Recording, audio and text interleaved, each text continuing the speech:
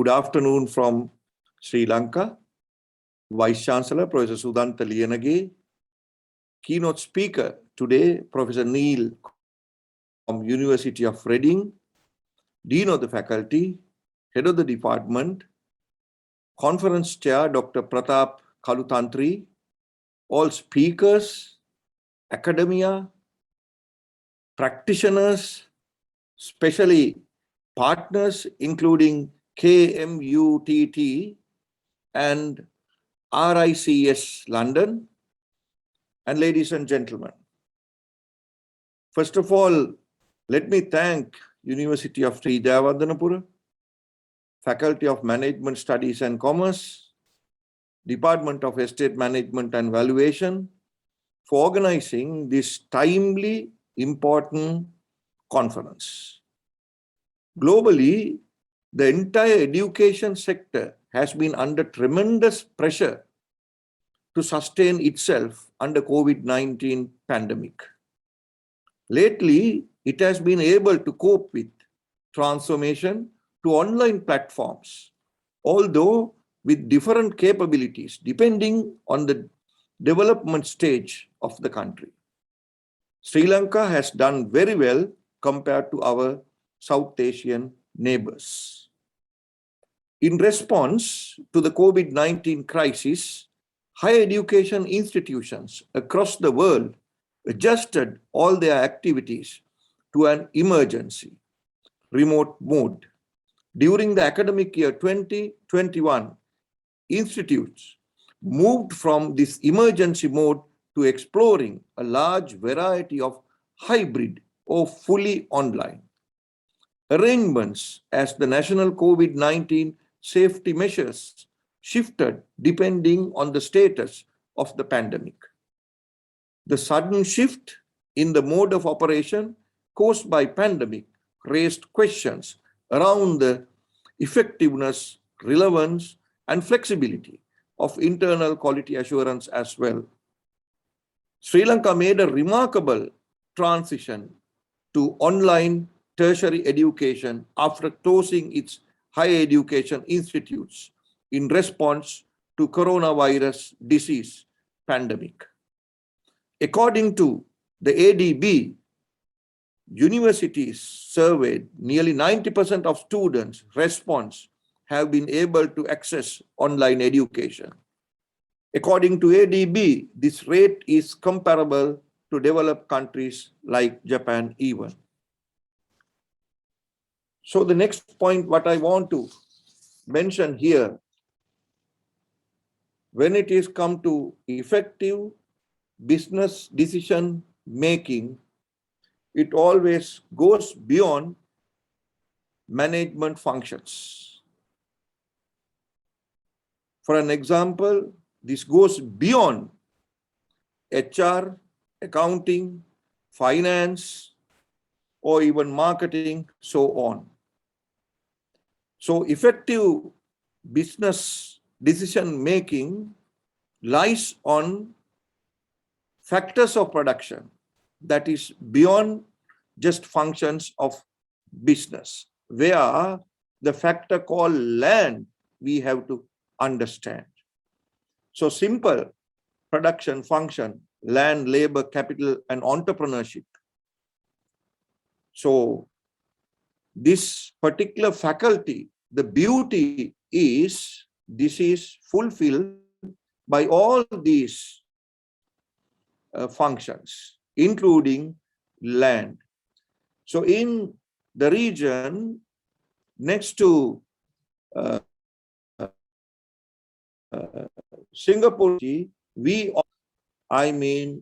Royal Accredited Degree Programs for Land and Evaluation in Sri Lanka. So the business decision makers who are come from the Faculty of Management Study blended with all these inputs. So that is the main reason why, openly speaking, this particular place as now regarded as Center of excellence in management studies. The next point is, we all know most of the countries are now in crisis. No matter whether it is internal or external. So due to pandemic situation, lot of countries face enormous problems. So Sri Lanka is also concerned this crisis situation. The external economy hit the balance of payment accounts, and we have a huge trade account gap or deficit today in the economy. So when you have such a huge gap, how we can overcome is simply getting down or bring down enough exchange to the country. So we don't get a single foreigner as a tourist to this nation for the last 24 months. Our tourism industry is more than 5 billion worth per annum.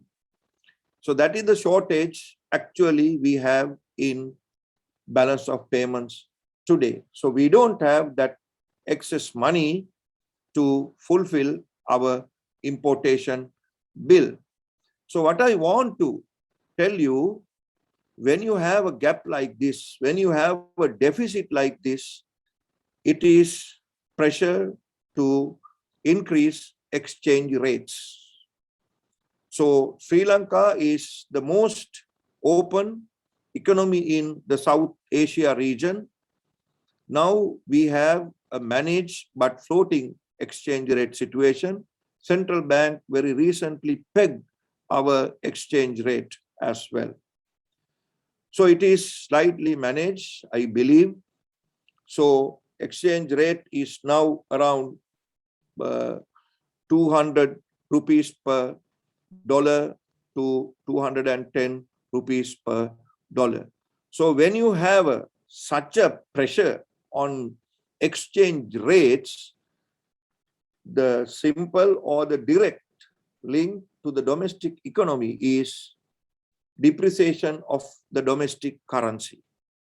When you have a depreciation of domestic currency, the culture of Sri Lankans or the situation here is invest in land or property. So because of this reason, declining the currency value, increasing exchange rates or crisis, whether in domestic or external, so property market demand increases. That is another reason. So no expectation sometimes in the business world. So stock market is also not moving. So with all these factors, actually the property market, the land market demand increases. So management faculty studies more than management functions, that goes beyond management functions. So estate management and valuation is doing a marvelous contribution, not only to the Faculty of Management Studies and Commerce, that is to the entire management education in the country.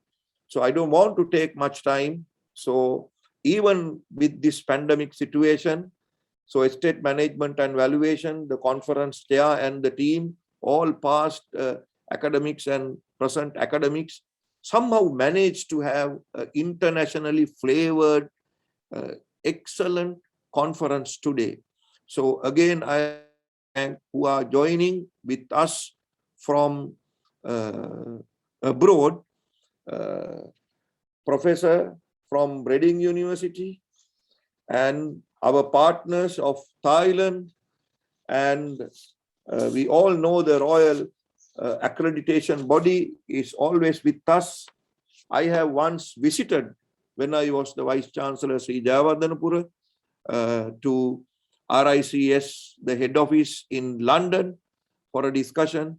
So thank you so much taking all the trouble and to keep up the work, the good work, and making FMSC and USJ in a very high standards. Thank you very much.